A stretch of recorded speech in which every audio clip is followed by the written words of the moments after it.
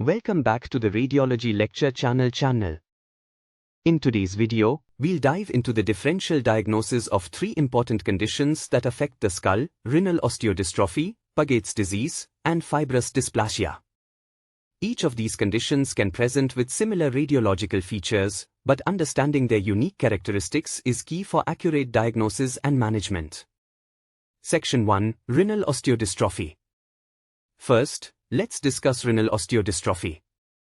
This condition is a result of chronic kidney disease, leading to abnormal bone mineralization due to disrupted calcium and phosphate metabolism. In imaging, we see osteosclerosis, subperiosteal resorption, and osteopenia, particularly in the skull. Look for generalized osteosclerosis, with cortical thickening and a distinctive salt and pepper appearance on the skull, which is pathognomonic. In this single CT image, look for generalized osteosclerosis, with cortical thickening and a distinctive salt and pepper appearance on the skull, which is pathognomonic for renal osteodystrophy. Second section is Paget disease, a disorder that disrupts normal bone turnover, leading to disorganized bone remodeling.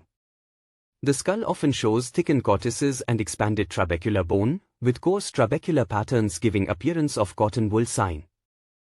This CT axial image of the skull revealed increased thickness of the bone of the skull with characteristic evidence of cotton wool sign, pathognomonic for Paget's disease. On the skull, we typically see expansile lesions with a characteristic ground glass appearance, which helps differentiate it from the denser findings in renal osteodystrophy and Paget's disease. This is CT axial revealed evidence of typically expansile lesions with a characteristic ground glass appearance. Section 4: Key differentiators. So, how do we differentiate these three on imaging?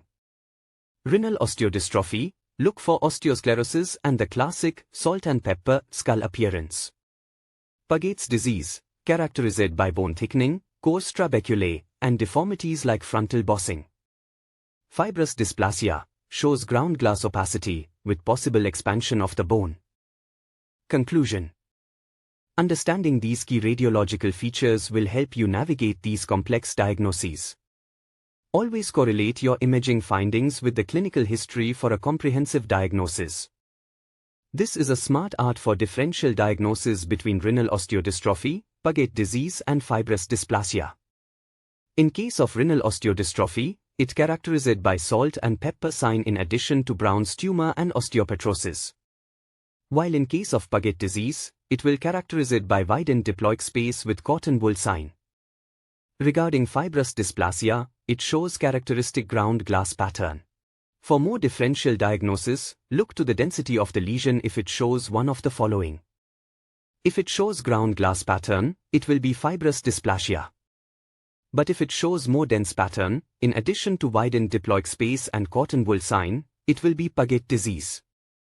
Lastly, if it shows more denser pattern plus osteopetrosis and salt and pepper sign, it will be renal osteodystrophy. Thanks for watching. If you found this video helpful, don't forget to like, subscribe, and hit the bell for more radiology insights. Let us know your thoughts or any questions in the comments below.